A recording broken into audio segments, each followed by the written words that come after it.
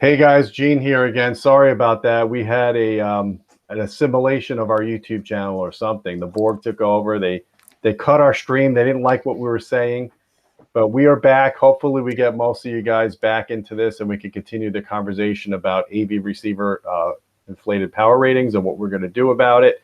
We've got Matt here. We got Teo here. Teo, why don't you just start off with the question you were going to ask again? Sure. So this is Truth and Power Part 2, we'll call it. So looking at some of the questions in the forum, we had several users that were saying separates. But do you always need separates? And I think that's the question. So, Matt, wouldn't it make sense in today's day and age? We do have some good quality AVRs. So, would you talk about the advantage, let's say, of keeping an AVR and maybe adding an external power amp? Sure, yeah. Well, I think the main advantage of keeping an AVR and just adding a power amp to it is that AVRs tend to provide a lot of value. So basically, you were mentioning earlier this idea that there's a lot of features that you get with an AVR, and convenience tends to be the first thing we think of when we're getting a product. It's very important. I think this has happened recently in the car industry where people, before, they were very focused on things like the cost, the reliability, the performance. Now everybody's all about infotainment. And that's actually risen to the top as one of the more important features in a car. Well, in the AV, in the whole AV industry, that's long been the issue, is how many features you get for the money. So when you look at separates, one of the problems is that the separate preamp processors tend to be very expensive. They tend to cost as much or more than the most expensive receivers. Some of the more esoteric brands that we've talked about often don't include as many features. Not always true, but that's often true. And so if you're looking for basically getting all the hot new features, and you want to get it in the least expensive package possible, then AV receivers tends to be one of the best ways to get it. The problem is trying to pack all that stuff in one package, like we mentioned earlier. So adding an amplifier allows you to power your speakers. Like I said, often we have bigger front speakers, so you can power those speakers to the desired level and still get a good value system. So, Matt, we have some listeners that tend to be experts who have a lot of years under their belt when it comes to the AV, but we also have some novice users too. So when we talk about adding a power amp to a receiver, they sometimes don't understand what that means. So how would I do that? And how do I know that I have a receiver that's capable of adding an external power amp? That is a really important question. And had this been 20 years ago, I would have been able to say to you, well, most receivers you can add a power amp to. But actually today that's not true. So what you need to look for is on the back of the receiver, there needs to be preamplifier outputs. So they'll usually say pre-out, left, center, right, surround left, surround right, things like that. And what's happened is that to save money and to reduce clutter on the back of these receivers, they've started to not include those pre-outs. So we almost always, I shouldn't say almost, we always see subwoofer pre-outs. That's a requirement, we know that. But the left, center, and right have become often less common. Surrounds are even less common yet. And so what you want to do is look on the back of the receiver, make sure it has those. At a minimum, left and right outputs, do tend to still exist on a lot of them. And then from there, what you can do is you hook an RCA cable basically from the left and right pre-out on the receiver to the input on the amplifier that you've bought. If you don't have those pre-outs, unfortunately, you would not be able to add a power amplifier. And I'll qualify that. In about 10 years ago, most receivers starting at $800 had multi-channel preamp outputs. Now that has moved up to over $1,000. I think mostly because you're paying for all these different licensing fees now with Atmos and all the HDMI stuff. So a lot of the receivers have dropped the preamp outputs. A lot of the manufacturers drop them at models below $1,000. I know Marantz, for example, has preamp outputs on some of their models that the Denon versions do not. And another thing I'm going to say about the preamp outputs is some of these cheaper receivers, even though they have the preamp outputs, a lot of them tend to clip at above 1 volt RMS.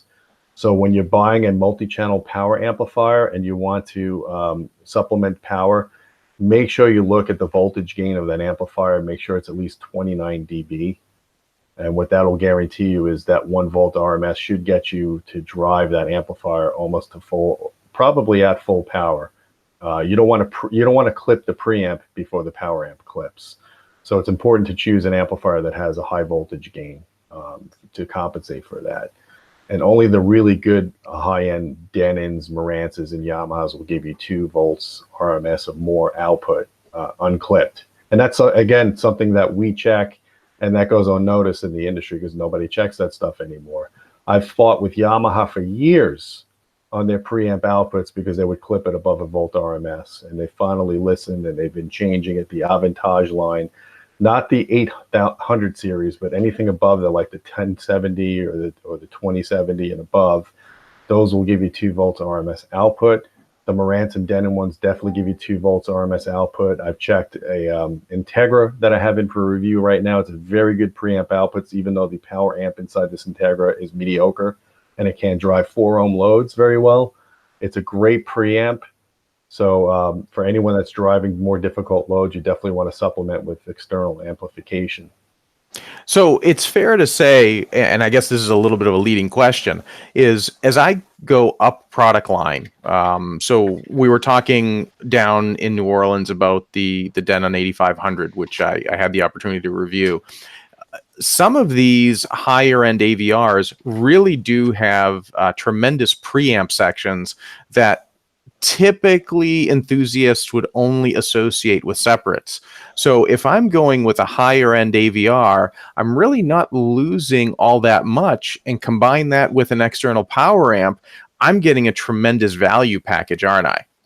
Yeah, and especially because, like in the Denon example, they have a preamp mode that'll physically disconnect the preamp from the power amp. It doesn't turn that power amp off, but what that does do is it allows that preamp to go full tilt without actually driving those amplifiers into clipping. Even though those amplifiers are unloaded, they're designed in a closed loop system. So after about a volt of drive from the preamp of that Denon, it'll drive that power amp section to full power. If they don't disconnect the preamp from the power amp and you're cranking it up and you're getting 2 volts out on it, you could clip the preamps and it actually adds distortion to the preamp outputs, which I've measured in my Marantz SR8012. So I love the fact that the Denon that you have has a preamp mode that disconnects the preamp from the power amp. That's another feature I've been asking Sound United to put into virtually any of their high-end receivers now, because I think that's a great opportunity for people that start with the internal amplifiers of a receiver, and then later down the road they say, you know what, I just upgraded my speaker system. I was using the cubes. Now I got a nice speaker system, whether it's Bowers and Wilkins or anything that's a little bit of a harder load to drive. I'm going to go and add a 7-channel mono price amplifier. I'm going to turn off, I'm going to put it in preamp mode, not use the internal amps of the receiver. I'm going to go that route, and I don't have to go and buy a separate processor because I already have all the latest codecs and HDMI switching in this. So that's a great recommendation. So A is, as a consumer, we want to encourage consumers to see if an AVR does have pre-outs. The second thing is we want to really disabuse this notion that you've got to go separates for high performance, because you can get that with an AVR. And then the third item that I think is worth repeating, what we talked about last week, is why don't you talk a little bit about the importance of having a 20 amp circuit and what that does to power output on an amplifier? Yeah, I mean, it's always good. And I'm going to share my screen because I also want to talk about a couple other points. I hope I don't disconnect us this time, I'm not Gene. going to disconnect you this time. It's always good to have a dedicated line on high power devices. So if you've got a bunch of subwoofers running in your theater room, you don't want them on the same circuit as your hair dryer and your washing machine and all that stuff. You want to have dedicated outlets that run those high power devices. Some of these flagship receivers, like the old Denon 5805, when I had that installed in my system, I had that go into a 20 amp line, even though it was only rated to do 15 amps. I just wanted to be 100% sure that I had all the current available to that thing. I wasn't, limiting it in any way.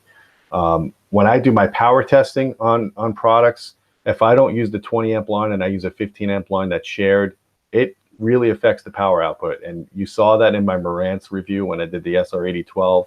I messed up and I plugged it into a shared outlet because it's close to my dedicated one. And then I realized the power numbers were not right after I already finished the testing. When I checked with Marantz and they got a little bit higher numbers, then I realized I used the wrong outlet. So I lost about 10% of the power with all channels driven as a result. So it makes a difference. If you could do a dedicated line, it really makes a difference. Do you guys see my screen right now? Yeah, Yes. we can see it. Okay, so I wanted to talk about, again, here's that stuff with the ratings we were talking about. Here's a Pioneer receiver that they're rated 1-channel driven, 6 ohms, 10% distortion. Again, 10% is only minus 20 dB below the fundamental. If you put that on an O-scope, that's a square wave. If you could see distortion on a square wave, I learned this when I was in engineering school. If you see the distortion on an O-scope, then that shit is audible. It's not always audible when you see it when you do an FFT and it's 80 dB below the fundamental. When I do those kind of measurements, you could see that stuff on a device that's very high resolution, like an audio analyzer, but you can't always hear it. But when you see distortion on an O-scope, that's bad. You don't want that. And 10% is just a bogus number. Should never be used to rate power in an amplifier. I'm sorry that this might hurt some people's feelings, but this is the reality of the situation. So they're rating this 80-watt receiver over twice the power with this bogus rating, and that needs to stop. The FTC needs to step in. They need to not have these manufacturers at least not list this as the first spec. The FTC mandate is that the 2 channels driven full bandwidth spec is listed first, and that's not happening here. And there's a couple more examples of that. I think there was a Sony one that was really egregious. I don't know if I could find that right now, but I know it's Sony and Onkyo were actually the best brands to look at Best Buy and to laugh. So, Gene, as you're scrolling through this, why don't you comment, if I'm a consumer and I'm going into a big box store or I'm buying on Amazon, what are the numbers that I need to be aware of, and what are the numbers that I need to look for that are important? You need to be aware of the fact of how they're rating the power. Again, here's this great Denon receiver, this 8500 that you have and love. This is a powerhouse receiver. There's no need to be calling this a 260-watt receiver when it's really 150 watts. Okay? When you go on Amazon's website and they look at, or Crutchfield, for example, Crutchfield's a big player in selling this stuff. If they're giving you the 1-channel driven crap, you need to ignore that. And everybody needs to be rating 2 channels driven full bandwidth. You need to compare apples to apples. And if you're not comparing apples to apples, then you're going to get the wrong impression. I like, for example, what Marantz has been doing. They have this 70% guarantee, and nobody knows what that means. I actually had to go all the way up the chain of engineering to say, what the hell does this 70% guarantee mean? What this means is on all of the Marantz products, 70% guarantee means you're going to get the 2-channel rating with up to 5 channels driven. That's awesome. That's even more of a stringent power requirement that I'm proposing, because what I'm proposing is testing the front 3 channels full power and all the other channels 1/8. So if you test all those other channels 1/8, it's still less power consumption than 5 channels driven at full power. This is a great spec. I love the fact that Marantz is doing this, even though they do give you the 1-channel driven nonsense here, and it's still not even, I'm sorry, here it is, at 10%. Yeah, they're giving it all the way down here, but they're giving you the 70% guarantee, and they're giving you the 2-channel rating here, 8 ohms, 20 hertz to 20 kilohertz. Look at the low distortion, 0.08%. And I want to show you something about a distortion curve. I've been wanting to talk about this for a while. So here's the typical power versus distortion. This is done at 1 kilohertz. This is not a full bandwidth measurement, but this is the only way you're going to be able to easily sweep power versus distortion and see it on a nice curve like this. Now, you could do regulated distortion sweeps, but that's really hard on an amplifier, and that goes beyond the scope of this topic. But what I want to talk to you guys about is I like to see amplifiers rated to the left of the knee. And this is how it used to be back in the day when the amplifier ratings were more honest. You used to get power rated below the knee, below the distortion region. So this is the region where noise is the dominant factor because distortion is so low. It's below audibility. It's debatable what's audible, but I say anything below 1% is below audibility when it comes to electronics. So this receiver, for example, this is a Denon 3300. I think it's rated at 105 watts a channel or something like that. I would call this a 100-watt receiver, and I'd be happy about it. But what's happening now is they're calling this a 120-watt receiver, some of the manufacturers, or even more sometimes with just 1-channel driven. And this is high into the distortion region. This is where the amplifier is clipping. It's running out of bandwidth. It's just nasty. You do not want to be rating power up here. I call a fidelity firewall of 0.1%. We want to keep the ratings below the 0.1% here. And I think we'd be in good shape. So I just wanted to show you guys that. We have an article about the receiver power rating games and how basically over the years the companies have just been going, they've been going like this with their power ratings. They've been going, you know, they're not giving you more power, but they're just rating power up here as opposed to over here. And Gene, if you can keep this up actually a little bit longer, that picture you had, I wanted to add some points on this. So you mentioned earlier that the curve has sort of a slope, a downward slope before it hits that knee. And that's because it really is flat. The distortion, if you could get rid of all the noise that the amplifier is making, that distortion curve would actually be flatter. And what's happening is you're picking up some of the noise. And then, like you said, there's this knee. It's an inflection point where the distortion starts to climb dramatically, and we have manufacturers who have started rating it. So what you see is the vast majority of them have picked a threshold like 0.1% or 1%, but really the knee is where you want to be rating it, which could be, and that's why you see better companies saying 100 watts at 0.05% or 100 watts at 0.08%, because that's really where the amplifier, that's its linear upper limit. The thing that's so silly about this, why I wanted you to keep this up, is that 20 watts is a very, very small increase in output. It's not meaningful. Even 150 watts, you're only talking about, versus 100, 1.5 decibels. Sure, it's meaningful. It's not particularly audible. It's not that meaningful. And so it's not just specmanship. I think some of this was also from the consumer standpoint, consumers wanting to be able to say things like, oh, you have 100 watts? Well, I got 120. Oh, you have 120? I have 150, which is all really silly, because in the end, what matters is how loud does the system play? Not do you have 100 watts, 120 watts, or 150 watts? But we want honest specs. Yeah, that's a great point. And if, like you said, a 20-watt increase only represents a 0.8 dB increase in output and actual sound pressure level, and that's right about at the level of perception, you know, of where we could perceive loudness when you start hearing it sounding a little bit louder. So it's definitely not twice as loud. You need a 10 dB rise at higher frequencies to hear twice the loudness. So yeah, it is ridiculous, and it's nothing dissimilar to what you see in the car industry.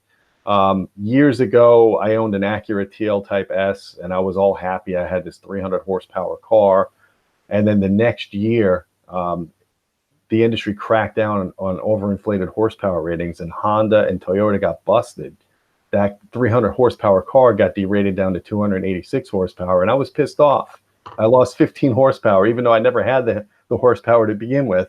Meanwhile, BMW underrated their engines, so their 300 horsepower engines were really 330 horsepower. And it showed when they did 0 to 60 times in Car and Driver and Motor Trend. The BMWs always had better acceleration, you know, besides the handling. They were just faster cars, even though they were rated more conservatively. And that's actually a really good point. So with a car, we get really hung up on things like horsepower numbers, right? And if we think of it from a performance standpoint, really, the horsepower doesn't matter. It's the 0 to 60 time, the quarter mile time, the 0 to 100 time. Those are what matters. It's the actual performance that the car is capable of, not the power rating. But we get really hung up on power ratings. And I think, unfortunately, sometimes for reasons that have more to do with bragging than anything that's meaningful. The same is true here. It's not about the amplifier's power rating. It's about the output the system's capable of. So we want to avoid getting too hung up on that. The whole reason that the industry started inflating those numbers was because we wanted to be able to say we had more power, not because it really meant anything.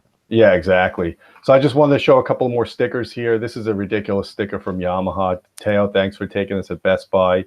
What they did here, it's actually, they didn't even do it right. They rated one channel driven at 10% times the 5 channels. They didn't even count the fact that the subwoofer has a 100-watt built-in amplifier. So if they really wanted to be coy about this, they could have added that extra 100 watts there. They lost out. They lost out on that, not even understanding their own specmanship here. In reality, this is only a 50 watt per channel receiver, but they claim it says 725 watts built in with this home theater in a box. Gene, I've got an idea. It would be pretty darn hysterical if some of our listeners went to Best Buy, went to their local CE store, and saw for themselves what some of the advertising is, took pictures, and then posted them to social media with the hashtag TI Power for Truth and Power. I like that. That's a good idea for sure. Yeah, that's awesome. I also wanted to caution you guys. I'm starting to see some of this happening with separate amplifiers too. I saw some of the Class D amplifiers online that were rating only one channel driven, or they weren't giving you a full bandwidth rating. You know, some of the Class D amplifiers have a problem doing full power bandwidth at lower impedances. But then I went on Emotiva's website and I noticed some of their higher end or their higher channel counts, like their 9-channel amps and their 11-channel amps, they're rating one channel driven or 2 channels driven here. And I'm like, really? This is a 9-channel amplifier. That's all you're giving us? So I just want to caution you guys, because historically they used to give you all channels driven rating, usually at the top of the ratings, and then they give you the 2-channel or the 1-channel driven rating. So hopefully the guys at Emotiva see this as well, and they want to comply and be more forthcoming in their power ratings. Because guys, you know, there are companies like Outlaw Audio, for example, that give you the all channels driven rating. I measured their Model 5000 a few years ago. It was rated at 100 watts a channel, all channels driven, and I think I measured 120 watts for all channels driven. So it was very conservatively rated. So guys like ATI, Monoprice, which is an ATI amplifier, Outlaw, Power Sound, those guys are generally very conservative. Got to give a shout out to them for being conservative with their amplifier ratings. And I think, you know, we want to get this more out. We want to get more people involved in this movement here. So there's that link again, to please sign this petition. Pretty good so far. I mean, we got, you know, about 350 signatures or so. I want to get this to like 10,000. I know it's going to take a lot of time, but you know, the more we keep talking about this, I think the more it'll happen. So, Gene, summarize again, because we got cut off in the video. And let me also mention, I know some people are saying, you know, look at the chat. Are you looking at the chat? So, yes, I'm looking at the chat, and I'm glad you love my Avengers shield in the background. That's the real deal. It's aluminum with leather handles. So, summarize again, what does truth and power mean in very simple terms? Why is it important? And what do we want our listeners to do? Okay, truth and power to me, again, is the bare minimum spec, is to not lie, to rate the power at unclipped, undistorted levels with at least 2 channels driven, preferably also an abbreviated all channels driven like we discussed. We want consumers to hold manufacturers accountable. We also want consumers to hold themselves accountable and educate themselves and look at the specs, look at the fine print in the specs. And when you're comparing an Onkyo versus a Yamaha versus a Sony, make sure you're comparing apples to apples. Because I see this all the time on the forums where people think, oh my God, I just got this 210 watt receiver from Onkyo and it weighs 20 pounds. It's more advanced technology than your old receiver that's only 80 watts a channel that weighs 50 pounds. No, it's not. It really isn't. And most of these receivers don't have Class D amplification built in, with a few exceptions. So you're not getting more power because it's more efficient.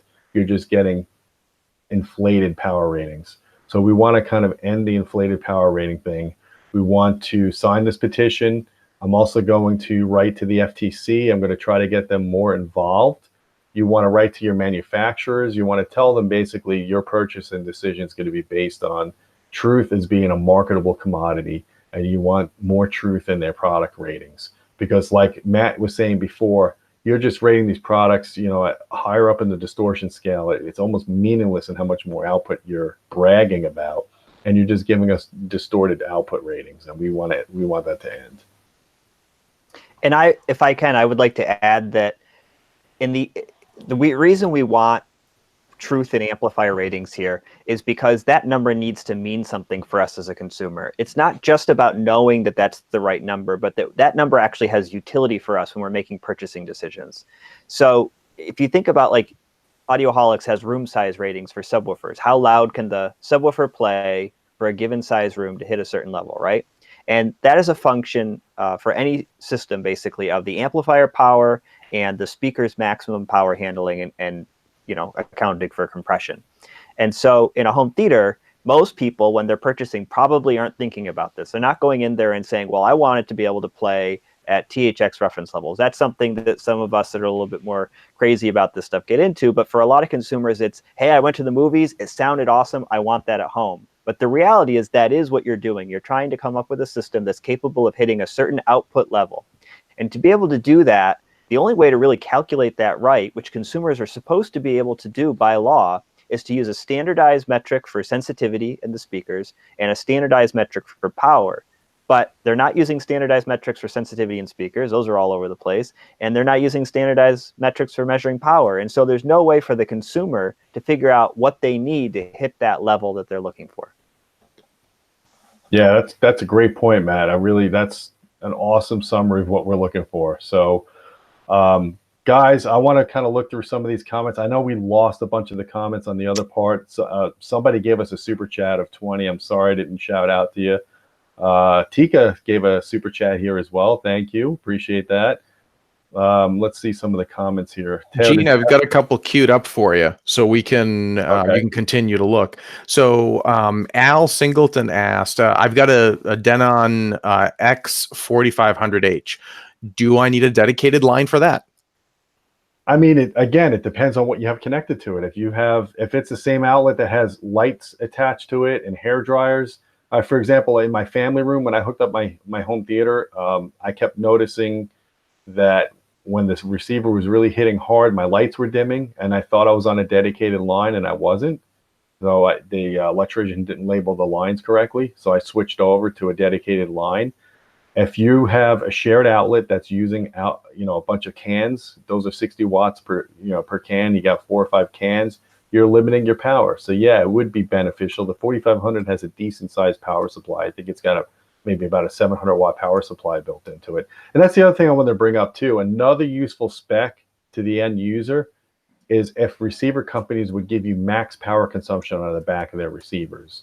They don't give you max power consumption in most cases. They used to.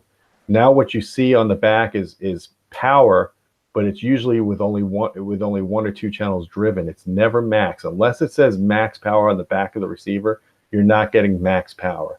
Another useful feature that they give you is the VA rating, which is usually the transformer rating. You can kind of fudge what the max power is based on that. But max power really tells you how much power supply capability you have. Kind of like when you used to build PCs years ago. You'd spend a little more money to upgrade the power supply in the PC because your video card needed more power. Well, if you have a max power consumption on your receiver is only 500 watts, and the thing is rated to deliver 200 watts times 9, that's impossible to do because you can't deliver more power than you can produce.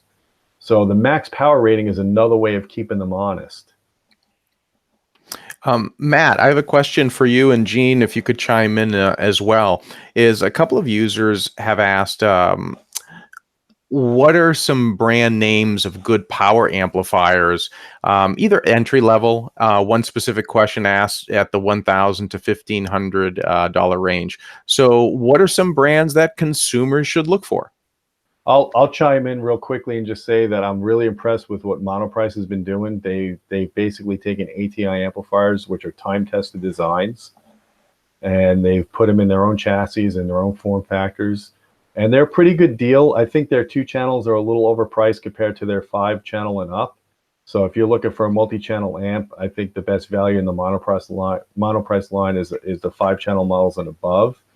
Outlaw Audio has some awesome deals on amplifiers. They're very well rated.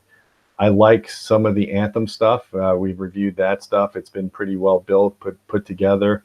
I like the older Emotiva stuff. I haven't checked the Gen 3. I'm not 100% convinced that SMPS power supply is up to the old linear supplies. They claim it is, but I don't know. I've seen some measurements that looked not so great on them, so I can't go and recommend something that I haven't personally measured myself. I'm trying to think of Parasound. They're great amplifiers. I've measured those over the years. They're pricey, but they are built well. They last. Time-tested designs again.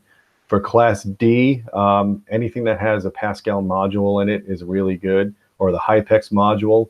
I know, Teo, you're a huge fan of the Class A brand they used to have a Class D amplifier, but I don't think they make that one anymore.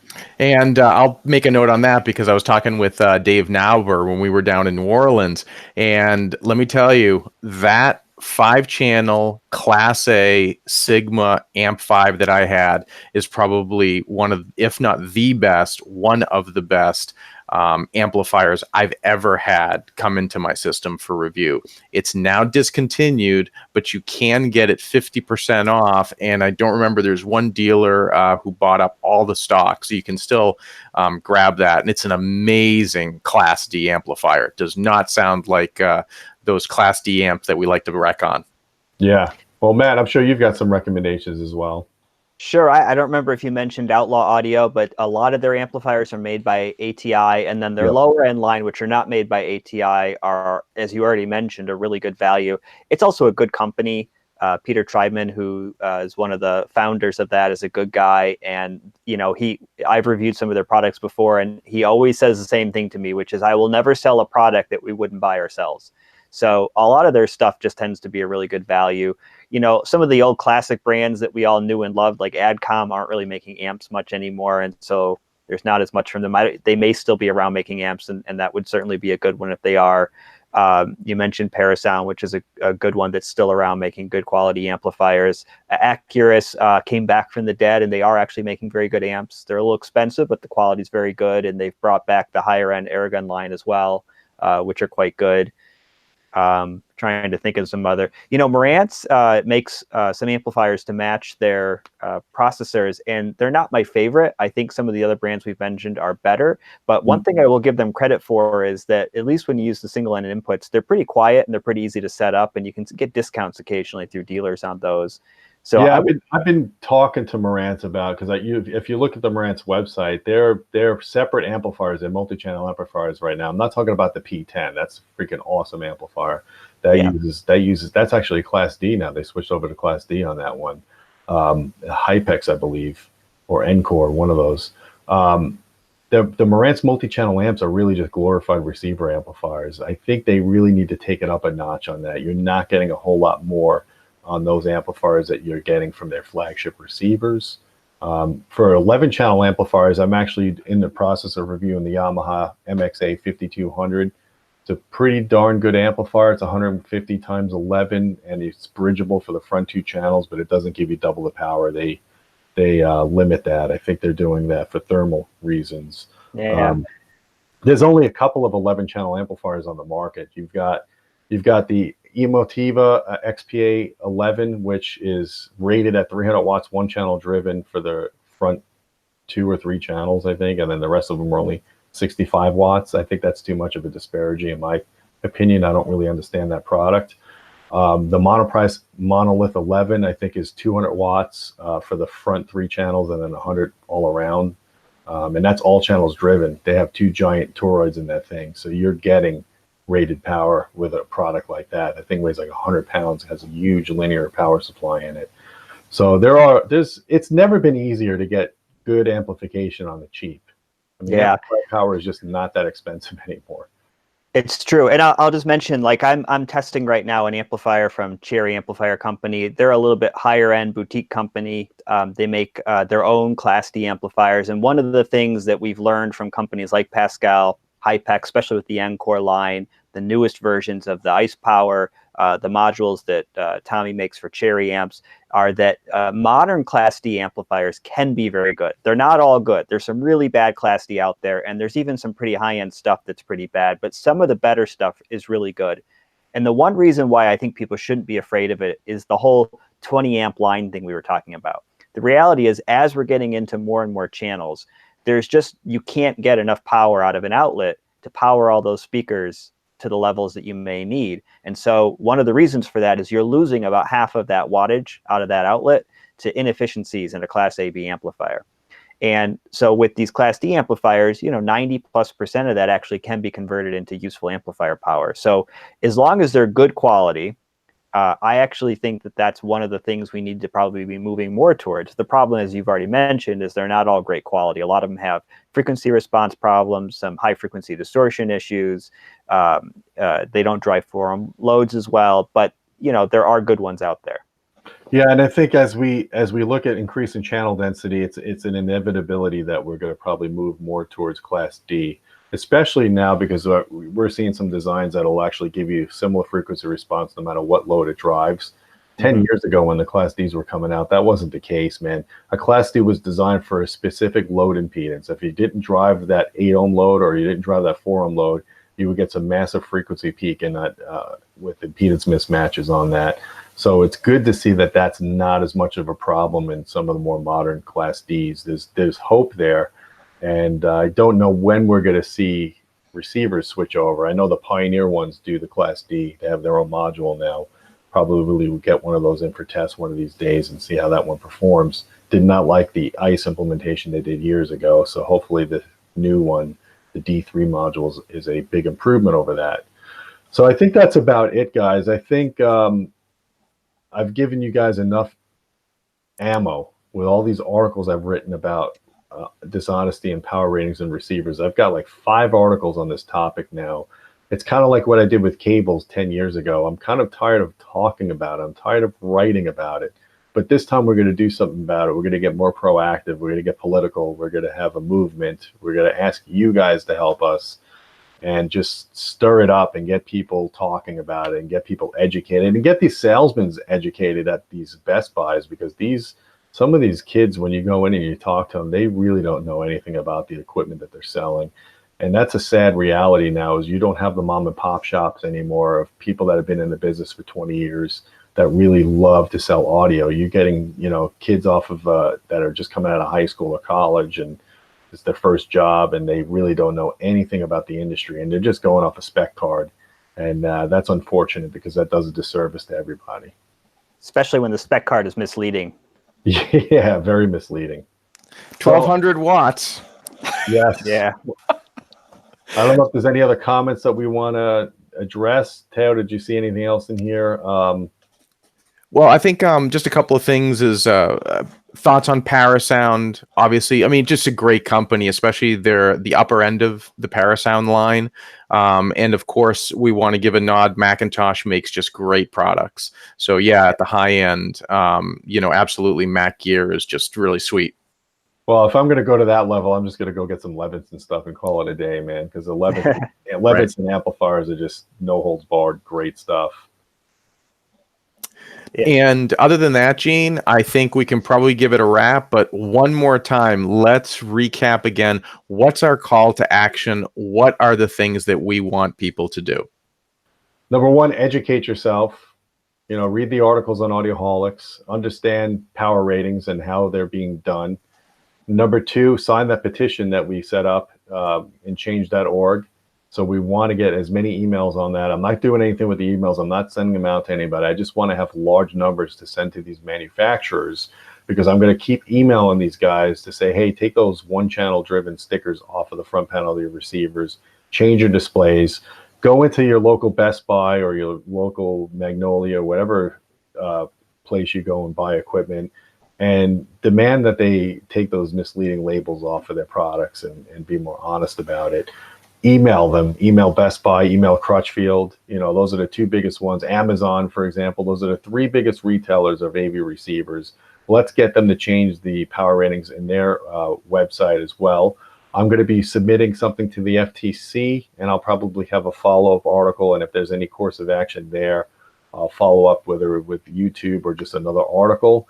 Get more proactive in this, guys. Let's all do this collectively, because our voices, many voices, are going to be more powerful than just one guy sitting here and getting on the soapbox once a week and talking about all the gimmicks in the industry.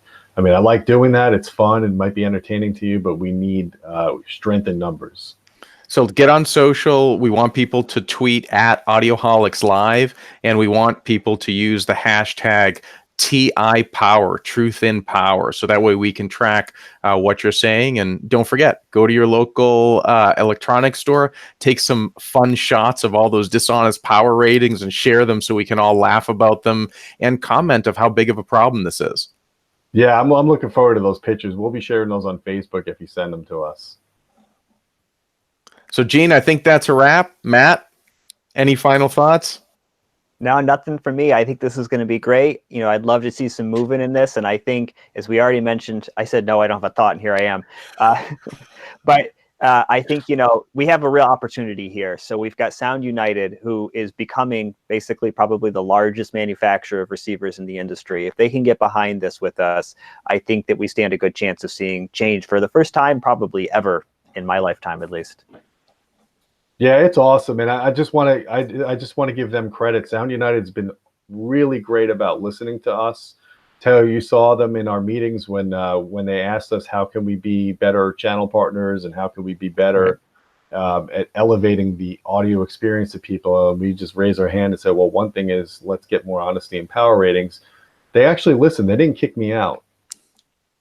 And I think that was refreshing. And Gene, I'm glad you mentioned once again Sound United. It brings it full circle. Is we're really calling, in particular, Sound United to take a leadership role because of the rich portfolio that they have. And we've got to give credit where credit is due. You know, they could potentially be the Borg, as we alluded to in the last video, but they really do have a culture, or at least to us, it seems, that is one of a posture of listening, one that cares about music, that cares about keeping differentiation between the brands. And you know what? They really did enthusiastically listen to this point that that honest power ratings mean something to the consumer. And yet we need to realize when you go into these big box stores, companies that want to do the right thing are coming up against some dishonest advertising. So with hopefully Sound United's leadership, the voice of you as the consumer, you the listener, you as an Audioholics follower, we can make a difference with this. Awesome. Yeah, I agree, guys. Well, you heard Deo, you heard Matt, you heard me. Time for you guys to do some action. If you like this video, thumb it up. Don't forget we have a Patreon channel, patreon.com/audioholics.com. And you can go in there and you can become one of our patrons, and we can give you advanced information on topics that we're doing. We could give you content before it goes live on Audioholics. You could go and suggest video topics you want covered as well. So guys, we appreciate you listening tonight. And until next time, my friends, keep listening.